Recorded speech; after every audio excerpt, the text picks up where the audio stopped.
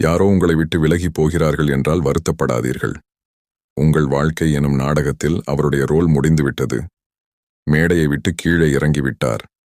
ஆனால் நாடகம் தொடர்ந்து நடந்து கொண்டுதான் இருக்கும். புதிதாக ஏதாவது கேரக்டர் வருவார்கள். அவர்களுக்குரிய ரோலை அவர்கள் செய்ய ஆரம்பிப்பார்கள். இது ஒரு முடிவில்லாத தொடர்கதை. நம் கர்ம வினைகள், நம் எண்ணங்களுக்கு ஏற்ப உறவுகள், நட்புகள் கிடைக்கும்.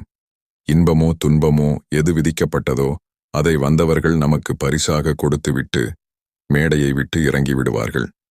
சில சமயம் யாருமே வராமல் சோலோவாக நாமே நாடகத்தை நடத்த வேண்டியிருக்கும். எல்லாவற்றிற்கும் மனதளவில் நாம் தயாராக இருக்க வேண்டும். துலாபாரம் என்ற பழைய பாடத்தில் ஒரு பாட்டு வரும். ஆடுவது நாடகம், ஆளுக்கொரு பாத்திரம், இறைவனுக்கு என்ன வேஷமோ, ஆடும் வரை ஆடுவான், மூடுதிரை போடுவான், மேடை அவன் மேடையல்லவோ. இது நிதர்சனம்.